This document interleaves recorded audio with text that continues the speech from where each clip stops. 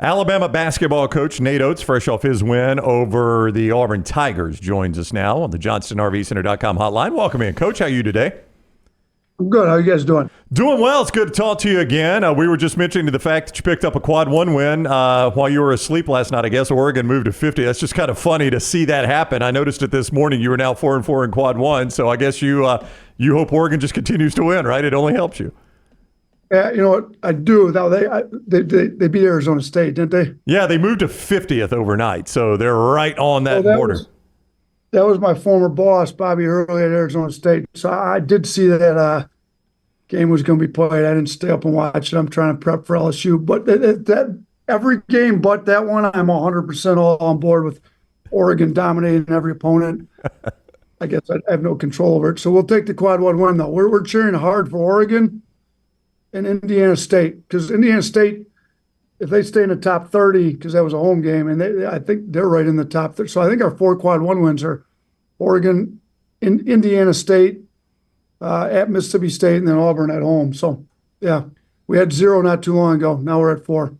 Being a former math teacher, analytics, is it something you're a numbers guy you keep up with every single day? And was there one form of math you were awful at? Listen, I enjoyed math in high school. When I got to college, like they had a non-Euclidean geometry class. Like you guys know geometry. Like, do parallel lines intersect? They don't, Coach. They don't. No, they do not. But they do. In non-Euclidean geometry. See, I was confused for weeks. It took me a while to figure it out, but I figured it out. I had a globe. You get on a globe and the lines go and they intersect at the top. They're parallel at the equator. They intersect at the North Pole. Wow. Everybody knows that. Deepest thing we've gotten today. Or maybe deepest thing we've gotten in a couple of years on this show. Yeah. I did not take non-Euclidean geometry at Jacksonville State. I don't know about you I'm guys. guilty too. I feel like that person should have been in charge of the lights the other night. I really do. Dunaway. Yeah, you know what? That's a good point. Whoever invented that geometry should have been servicing should have been our engineer. Did you wonder when those lights were off, like, is it an electrical fire and is Coleman Coliseum insured for full value? Did you ever wonder that?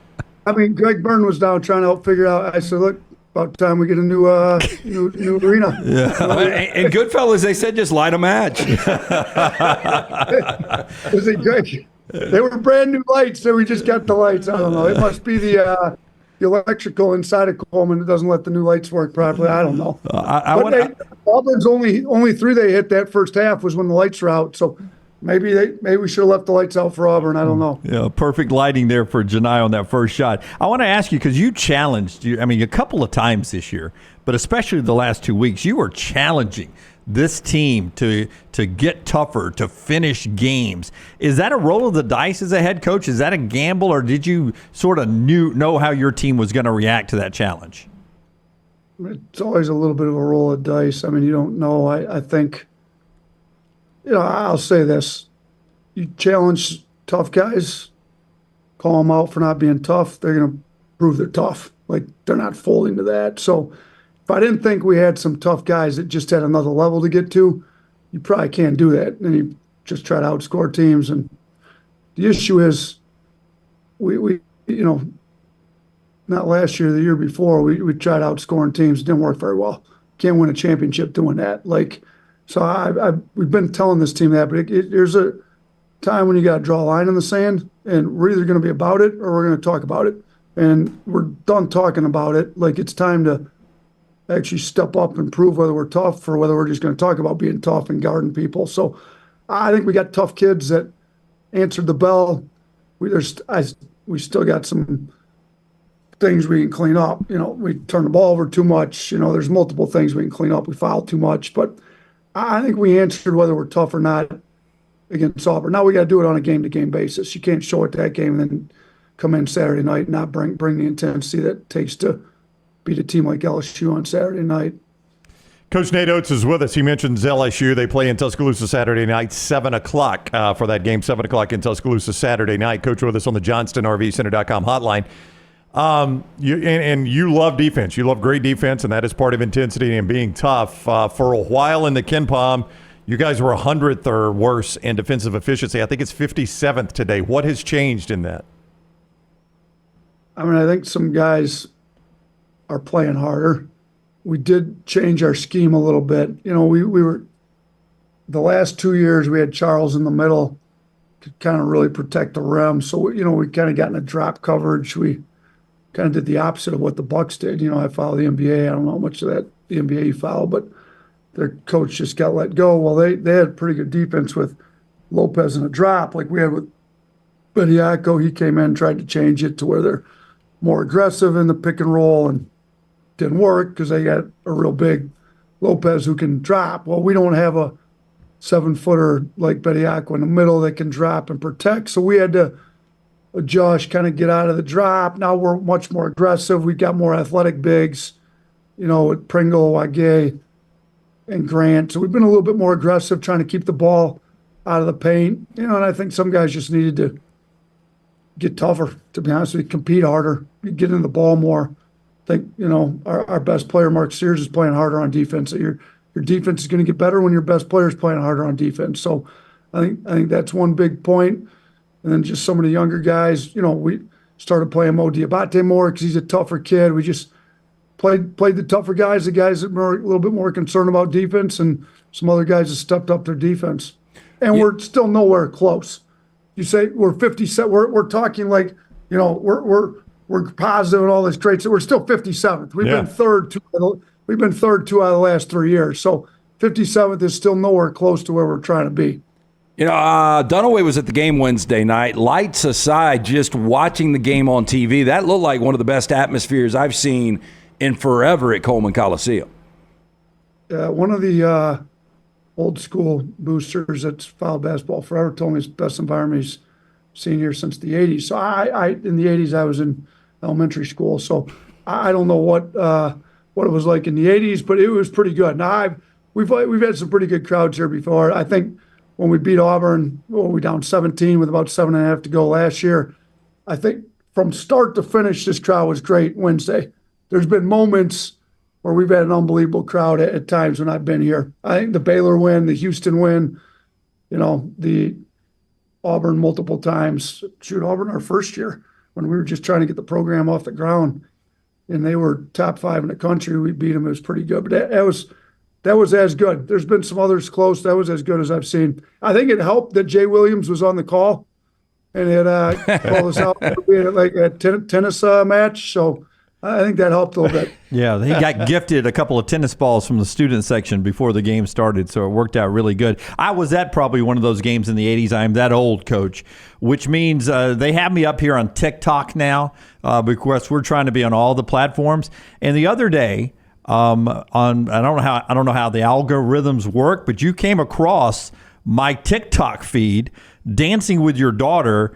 And I will use the term dancing loosely. She was into whatever the TikTok. Yeah. Like she was giving it her all in the TikTok. You, on the other hand, look like we're giving me a little half-ass effort there. Can you really dance, or were you just going half in on the dance? Listen, I don't think she has that many followers. I was not aware it was going to get that many views. I thought just her friends would see it. She begged me for about 15 minutes finally. You know how it is with kids. Sometimes it's just easier to give in. All right, let's do it and get over so I can get back to watch some video. So I did it, and it's been way too many people saw that. Yeah, it was not a very good dance. I'm not a great dancer. I spent 11 years in Detroit. They got some dancers up there. Eminem was the best rapper when I was in Detroit. But I don't really rap. I don't dance much, but it was shocking revelations. Get a redo. I'll have to give it a better effort next time. Please. Dunaway said you were not top 100 Ken Pom dancing. You were not. Ken Pom does not have you in the top 100. I was not giving max effort. We've need some growth in the dancing area. You mentioned Eminem. Did you spend any time on 8 Mile? Did you ever have to go recruit there or anything like that? I mean, sure, yeah, we were up in Detroit. I drove.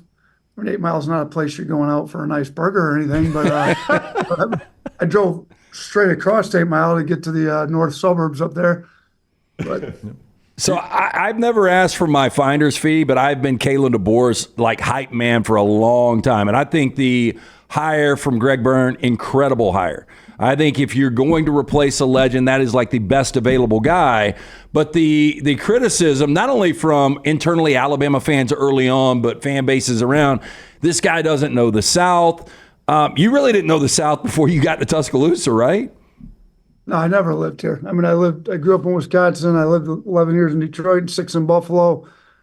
I told everybody when I was in Detroit for 11 years, I thought almost all my kids had migrated from the South, whether it was Alabama, Mississippi, Louisiana, Georgia. So I had plenty of Southern food in Detroit, but I've never been in the South. So, yeah, I'll say this. If you can coach, and he can obviously coach. You know, you got to get the right staff around you. I thought one of the best things I did was keep Petway here. He was from Alabama. Everybody knew him, loved him. He was great, still great to me, still a huge fan. He texts me after pretty much every win, him and his wife, Kim, both. But I think, Coach DeBoer's keeping the right guys around here that know what's going on. And then to me in the South, people are friendly. If you're outgoing, genuine, and real, people see it and they welcome you in. I think they're pretty friendly down here. I love it.